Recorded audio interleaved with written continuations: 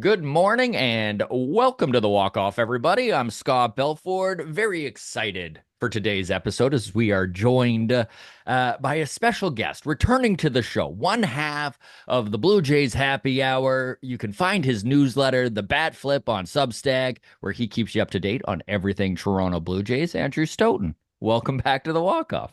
Thanks so much for having me. Always a pleasure.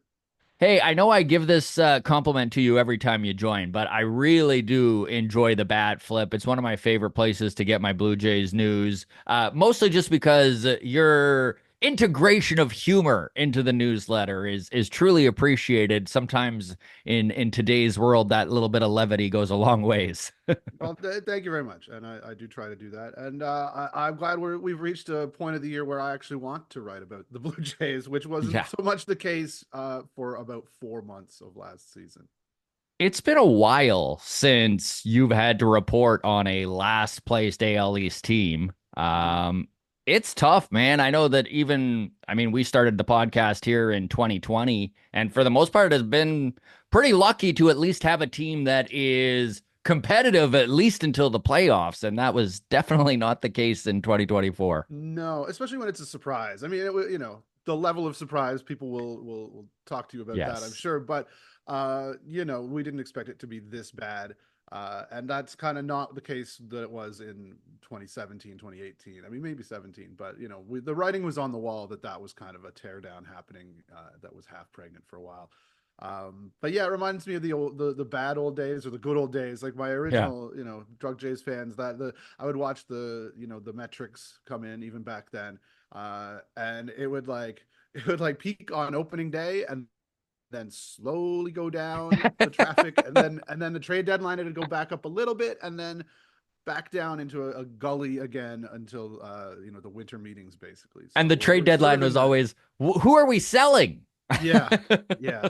The old Richardi years is when I started that. So yeah, Yeah. not not the most glorious era of Blue Jays baseball, though I think fans nowadays would tell you this one isn't either. So Honestly, 2024 was super surprising to me. So I was sent down to Buffalo. I was very lucky to get to kind of cover the Bisons this season. And we had a moment in August where all of the guys in the press box and I were kind of calculating how many guys had worn both a Bisons jersey and a Blue Jays jersey. And we stopped counting, Andrew, at 31, which is like, think about that. That's yeah, more than another roster. That's crazy. it is. But that is what it looked like though. From That is what from it here, looked it's like. what it looked like. Yeah. Yeah. Okay. So let's get into this a little bit then. I know obviously drafting and player development for some time now has been kind of the biggest weakness of this organization. And if nothing else, it does seem like they're at least bringing in some new voices. They're doing something, right? Shane Farrell, former director of amateur scouting, is out. In comes Tremuta. Mark Tremuta. I can't help but think of the Beach Boys song there, right? Tremuta, Bahamas, come on, pretty mamas. Sure.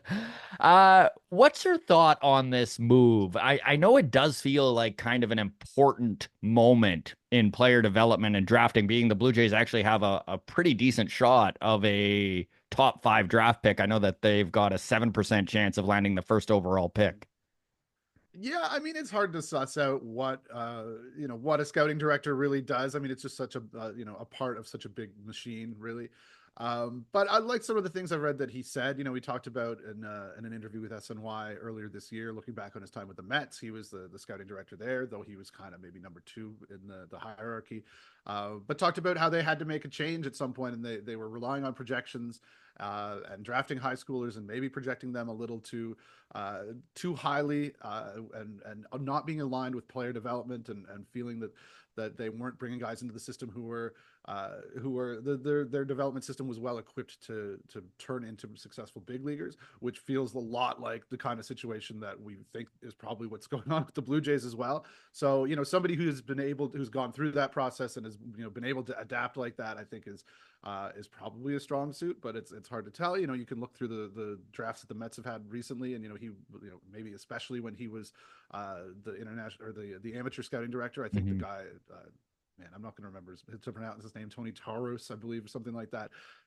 They were kind of a pair with the Mets, and Tramuta was sort of his number two, and then Taros, which I'm butchering, was promoted to, I believe, like VP of international and amateur scouting. So Tramuta was kind of left to the amateur side, the draft side. And so that's kind of the later years of his Mets tenure, and you see some nice picks out of there, I guess. That it's hard to judge just by that one pick, but that is Yeah, obviously of really course. important, and he's got a really important job this year with like you say, the pick that they're going to have that's going to be high in this draft. And I think maybe that there's some continuity that he's already been here for a year. Is probably helpful. You bring in a new guy to oversee the department that's been not part of the organization. That could lead to, naturally there's going to be some changes. So I think maybe that's a smart idea to promote it internally. But it also, it feels maybe it might be too little too late for the current regime, because obviously, even though you see some success stories and you see a guy like Bowden Francis coming up, even though he's Hmm. not, homegrown drafted, um, just the way that the bullpen went this year, they couldn't find anything. They didn't have anything that was coming their way that could make the bullpen not a tire fire. And you think about, we talk about the resources that they may or may not have this year. You don't need to use those if you have developed some homegrown pitching and didn't have to sign, Yeah. Chris Bassett, and didn't have to, invest money in other areas. That's something that I think, even going back to, when Mark Shapiro came in and talked about the trades that Alex Anthopoulos made at the 2015 deadline that everybody loved, and except for him, basically. Some of that was that, you are shedding depth, and you're shedding, even though those guys never really worked out, it did mean that they had to invest money in places and in areas where they might not have. Maybe Dan Norris could have taken some starts and not forced them to sign Jay Happ, Hmm. or whatever the example is. That's all a fog in my memory. Those, like, transactions from back then. But there is something to that, and they're feeling the effects of that right now, even if they are managing to, like, put together rosters at the big league level that look like they're competitive.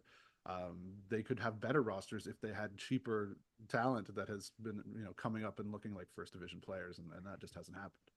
Player development is such a weird part of the sport to me, because there is a science to it. There is absolutely a science to it, but it also feels like there's definitely some luck involved. It's Oh yeah. it's it's like playing a good crib player. Like, yeah, a lot of it is the cards you're dealt, but like you can also screw it up, right? Mm-hmm. And I just, like, you look at I get so jealous of the San Diego Padres, Andrew. Like, I just, like, I don't know how they constantly empty the coffers when it comes to their farm, and are still constantly a top 10 farm in baseball, right? Because you kind of touched on it. If this team had some cheap, good, young talent coming up, you sure could uh, hide problematic contracts such as George Springer. You can have a couple of those guys if you've got those young kids coming up, a Jackson Merrill or whatever the example might be that you want to use, right? So, Mm-hmm.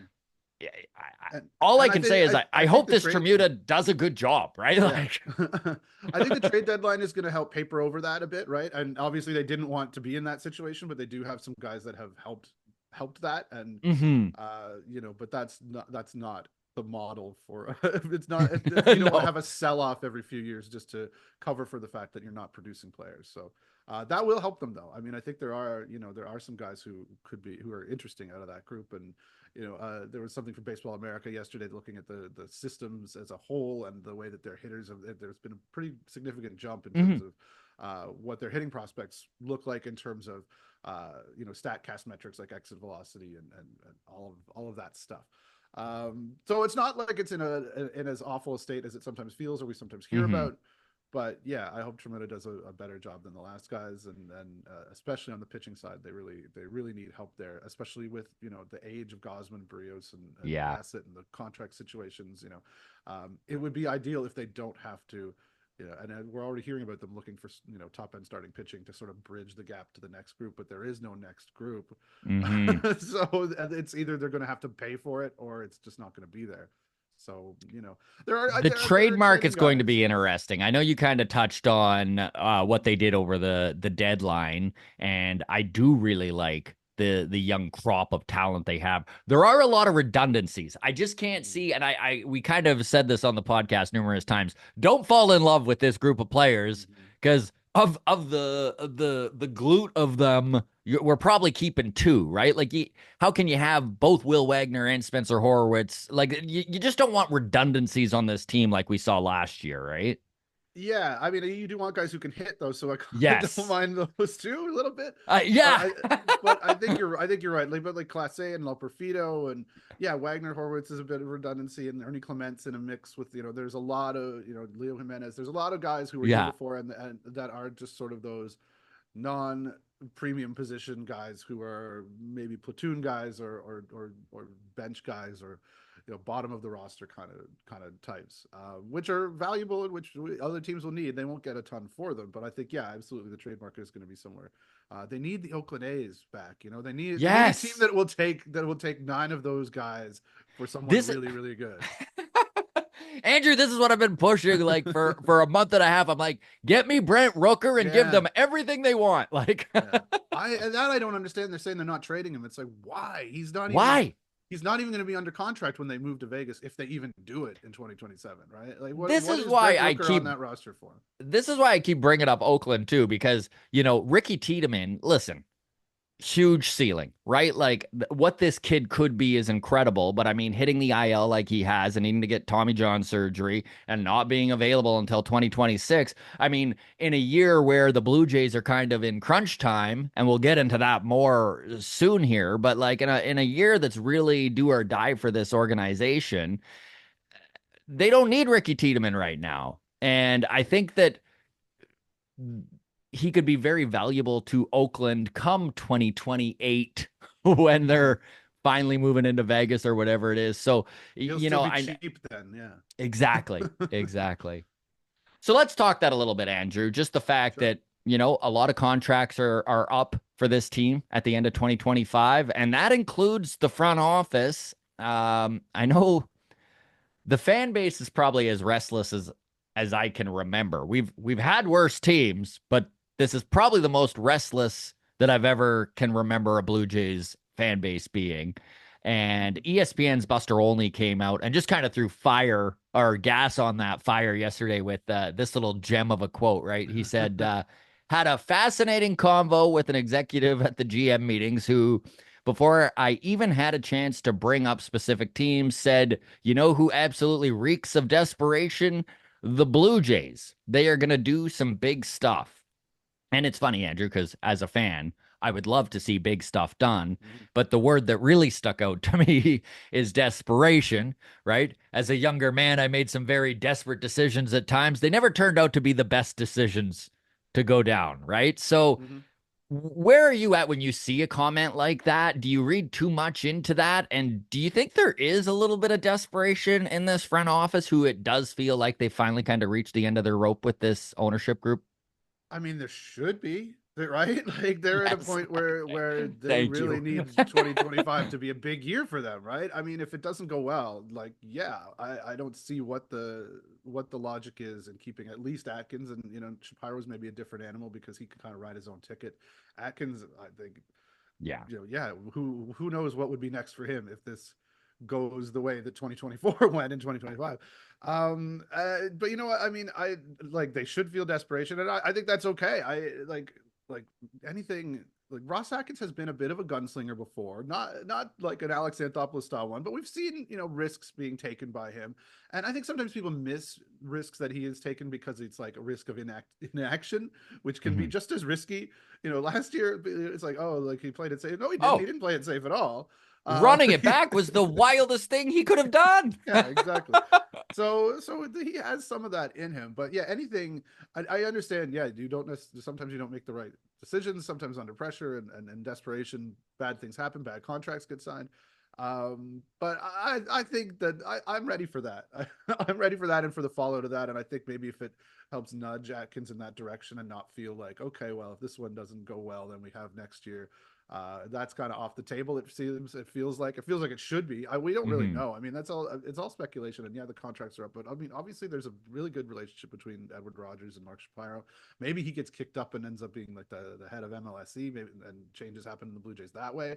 The But yeah, old for Kevin Lowe promoted up, fired upwards. yeah, I mean, he got that stadium built, I guess. But no, I like, yeah, Atkins, I think, is really the one who's more on the hot seat, in my estimation. But we, Hmm. like I say, we don't know.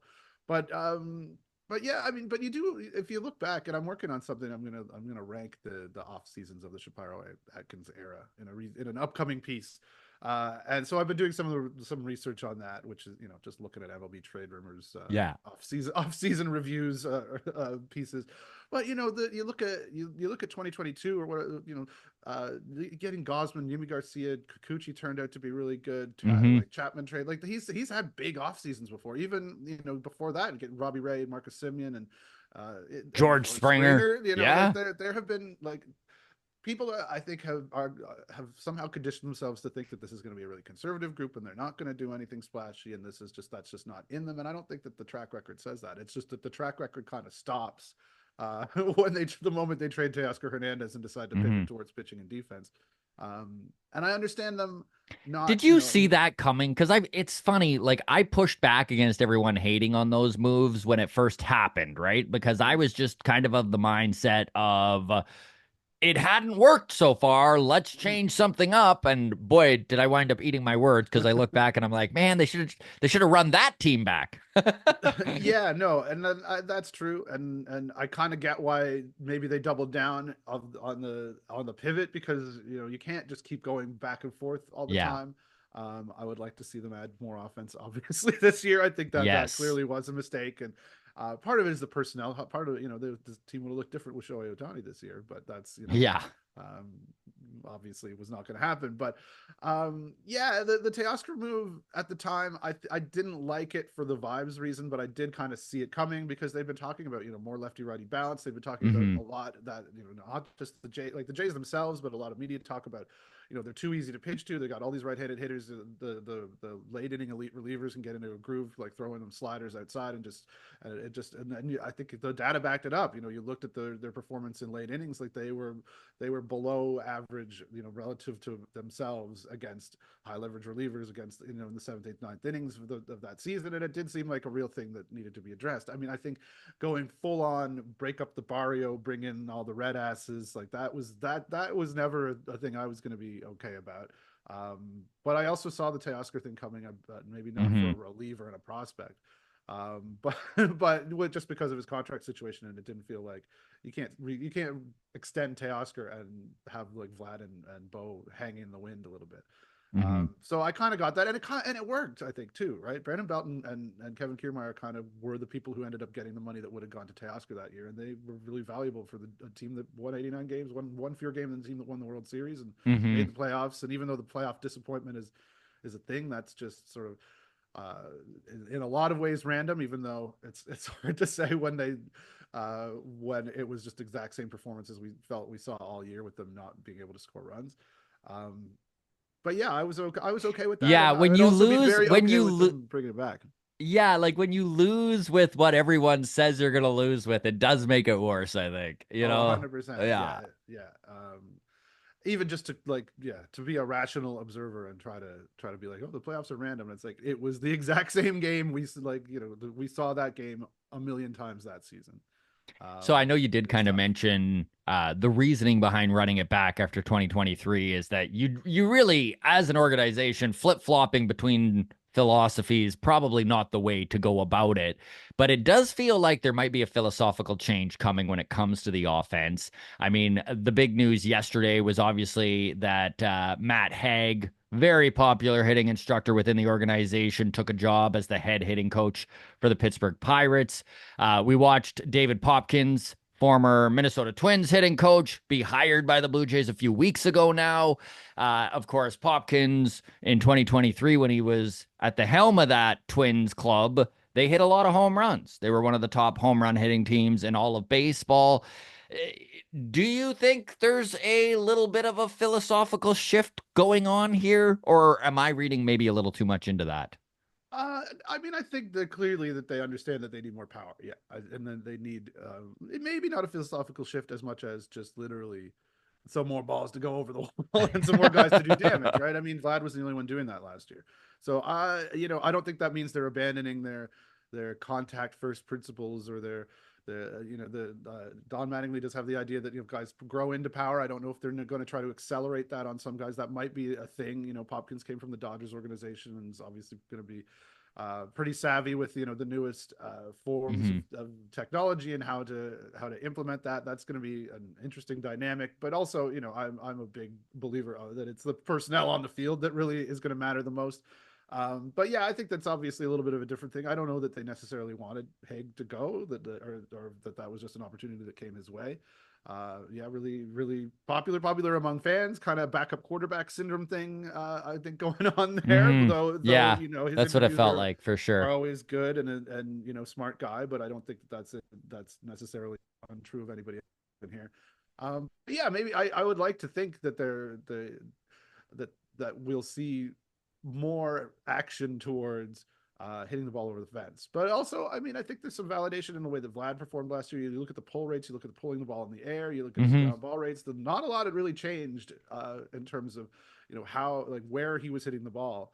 And he still had a really really good year, which is kind of validating of the being okay with going the other way. And it's easy to be like, oh, they should all be yanking it over the right field wall, but that's not what Bo Bichette has been a successful hitter doing. And George Springer's old now, and Kirk probably Hmm. Kirk doesn't have that many home runs in him.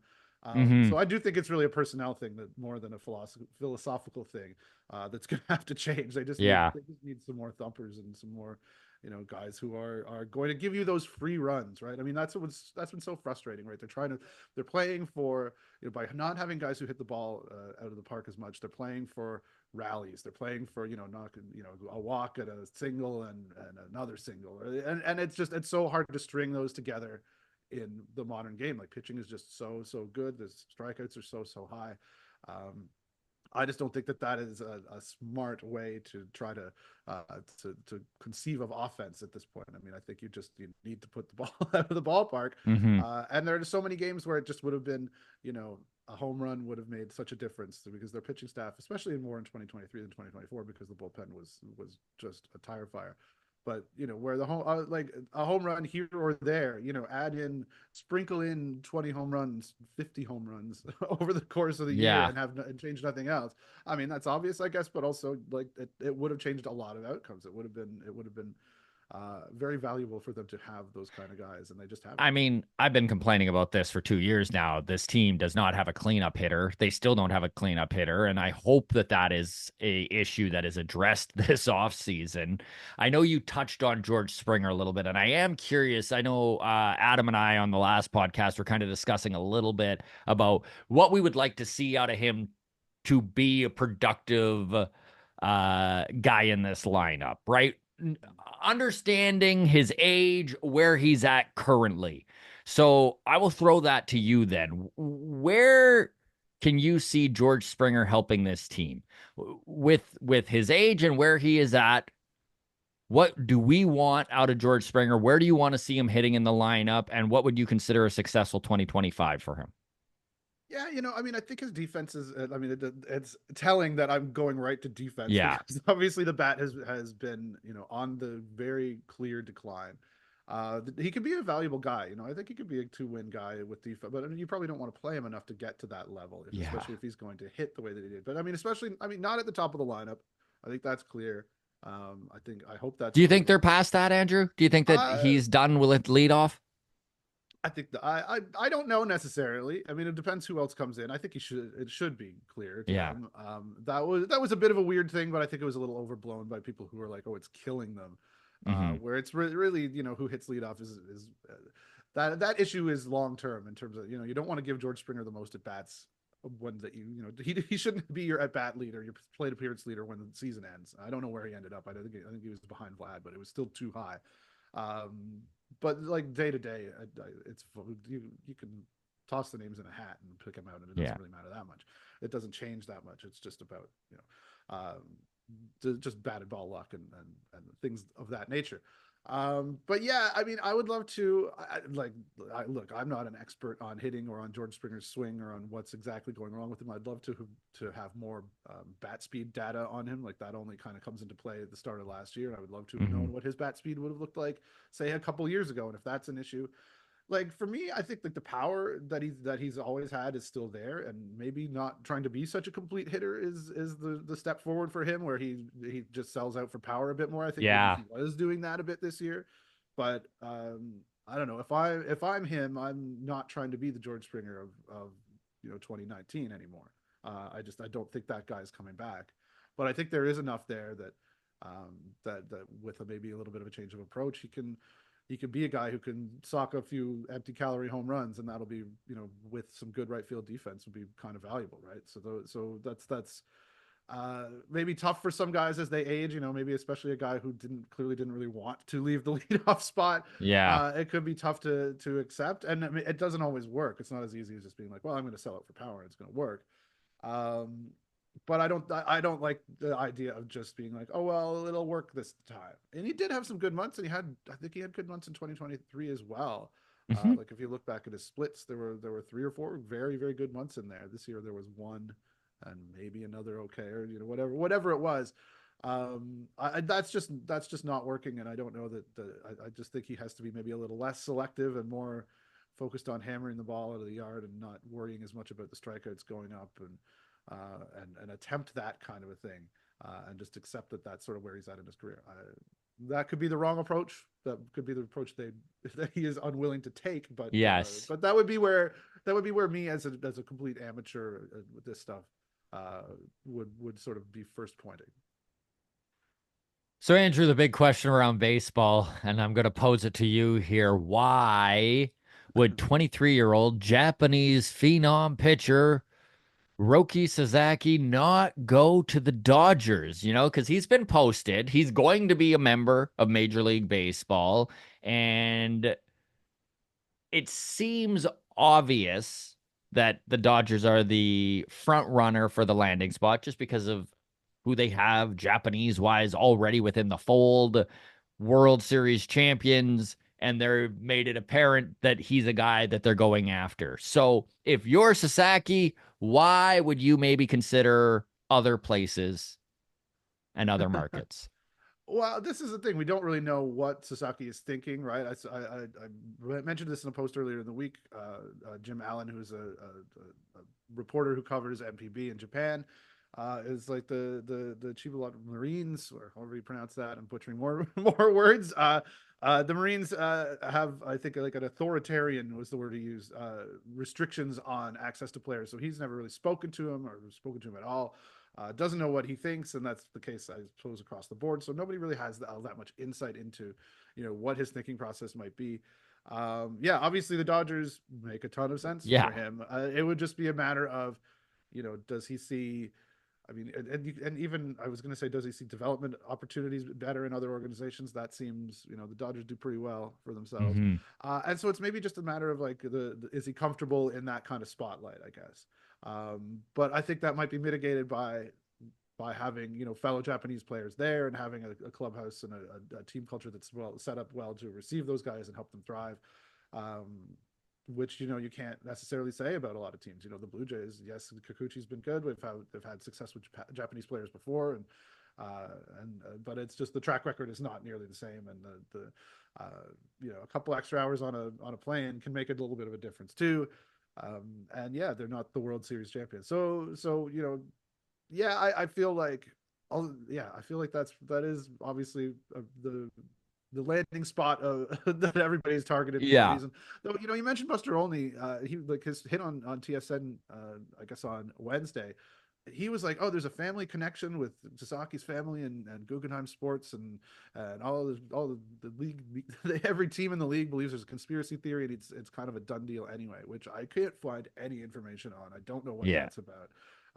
Would really like to hear Buster clarify that.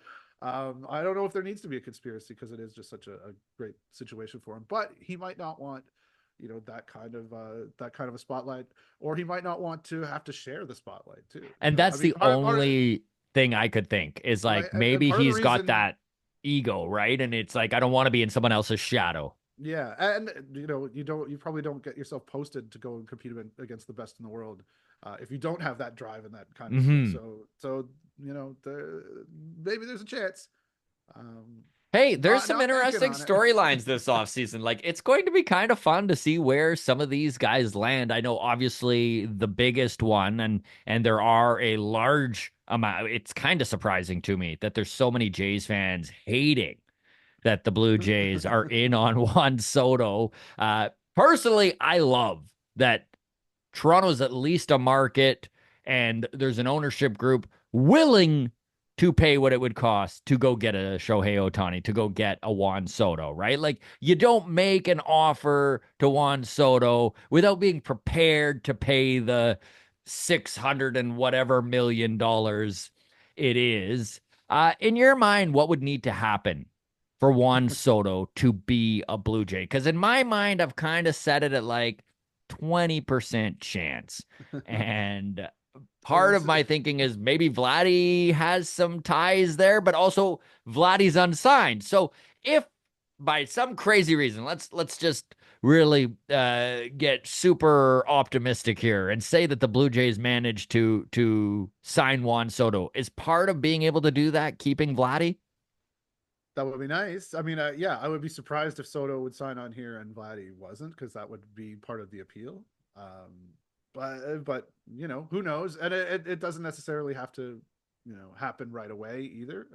But yeah, I think the Blue Jay situation would be improved if you're a free agent looking at this as a potential destination. If Vlad's here long term, it's a different story than if Yeah. there's all that uncertainty. Like, you don't want to pledge your life to uncertainty and in a year be the one guy on a team that's just not going to go anywhere.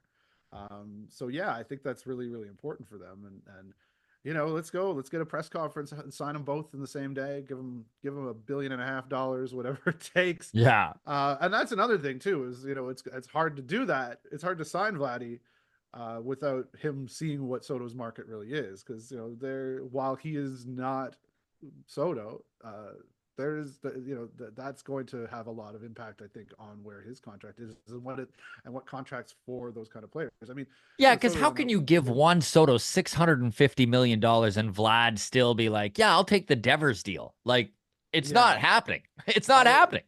No, it's true. And also, I mean, and also he sees, like, look at what Soto's getting compared to, like, Ohtani was the craziest contract we'd ever seen, but it made sense even with all the deferred money, which really made it sort of real world value less than what it is.